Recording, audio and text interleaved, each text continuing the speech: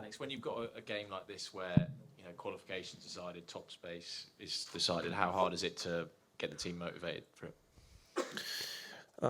First of all, we're always playing for our badge. We're always playing for our fans, and it doesn't matter which competition it is. It could be friendly game or whatever. We're always trying to represent our club in the best way. So that's why we're gonna try to show our best performance tomorrow.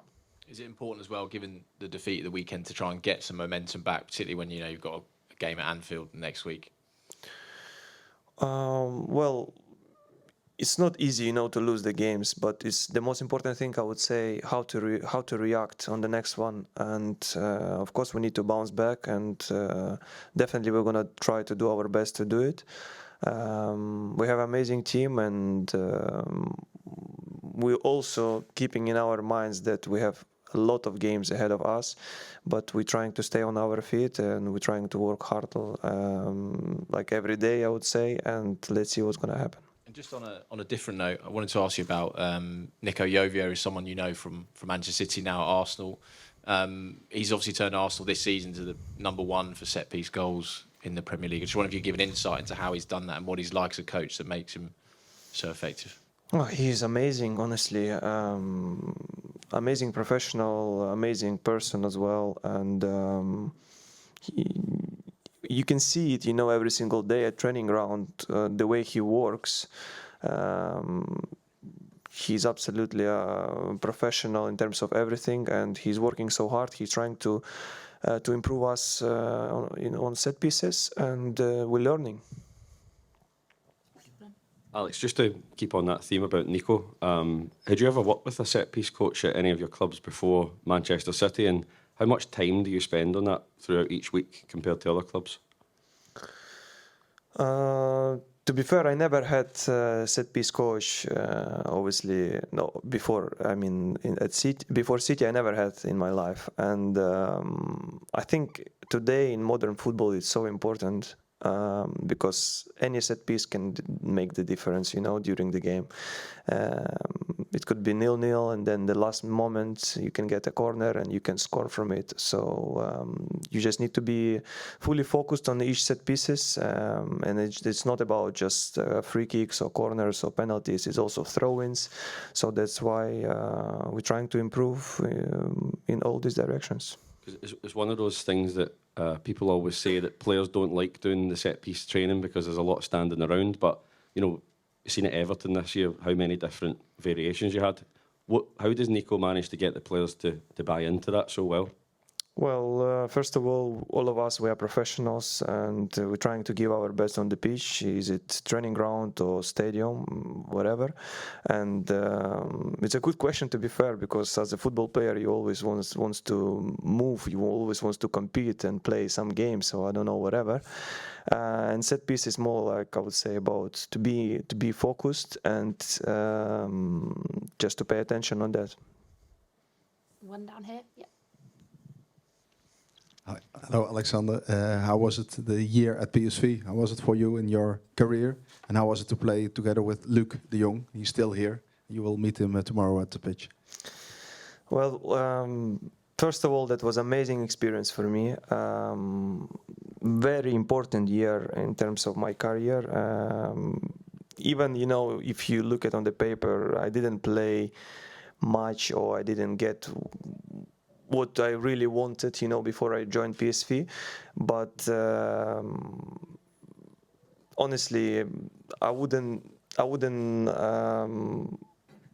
buy this experience anywhere else than this place, because whatever who asked me about PSV, I used to say always a good words, because the place here is absolutely fantastic in terms of everything, football-wise, living the life. Because even since I left PSV, I used to come here for a couple of times, for holidays, because I have a few friends here as well. And for such a young player like I was that time, it's an amazing place. So always full stadium, fans, they always love football. Wherever they meet you, they always happy to see you. And, this is, I think, the most important thing for every football player. Luke is amazing professional, honestly. I would say one of the best player playing with his head, you know. You can. I used to call him. It was a bit a joke, but in a good way. I respect him so much, and he's my friend. But I used to laugh with him when you go 1v1 with the keeper, and he is close to you to give him the ball for the empty goal. It's better to chip for his head because the way he plays with his head is absolutely amazing. Isan? Hi, Alex. In terms of your attacking ability, we've obviously seen that so far this season, and you've received many plaudits for that. However, defensively, there's been some scrutiny in the last few weeks. How do you assess your performances so far this season?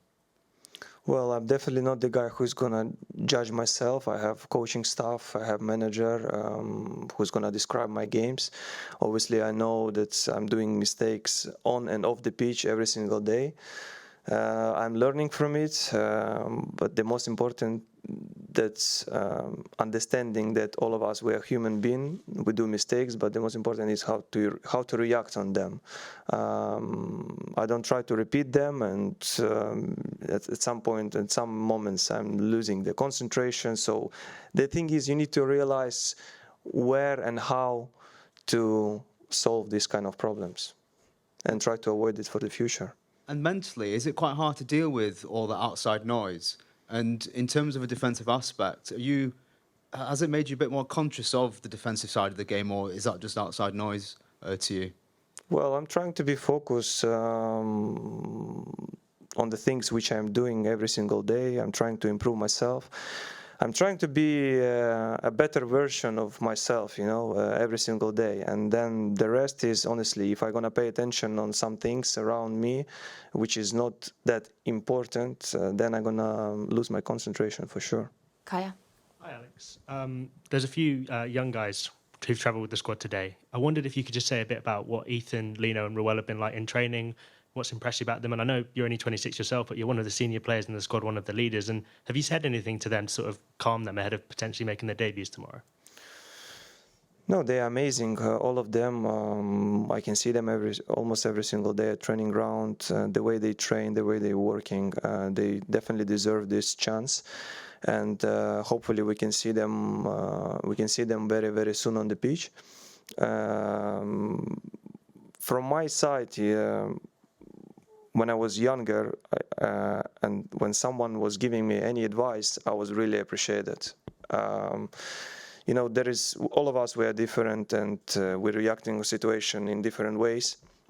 Someone maybe might think that someone is trying to teach you that maybe he thinks he is above him or whatever, but I used to react on this kind of advice very, very positive way, because when someone gives you advice with more experience, that means he's paying attention and paying his time for you.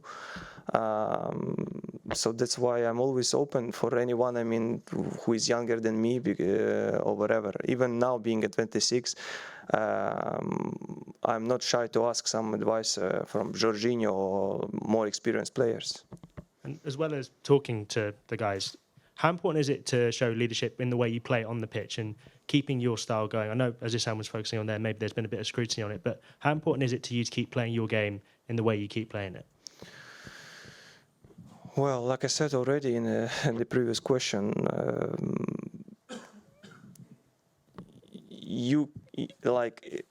I would say we and me, as a team and as an individual, we're trying to be the best version we could, and every single day we're trying to work hard on that. And the rest is just don't give up and carry on what you are doing, because in my point, if you have dream and you really want to achieve it, you just have to give it all for it. And if you're not going to achieve it in the end, that means you didn't want this enough. So that's why you just have to be the best version of yourself. That's it. Sam? Hi, Alex. Sorry for the slightly unusual question, but one of the things that people are talking about in football now is maybe former players could become referees. And I wondered if you wanted to become a referee when you stopped, and if not, why not? Definitely not me, because I think it's a hard job. well, don't think I'm gonna look for something easy, right? But well, I don't know, honestly. I don't know my opinion about that. I know that it's a tough job, and I know that there was a lot of pressure around at the moment about referees and all these things. We are all human beings. We can do mistakes, but our job is try to be focused on our performances. That's it.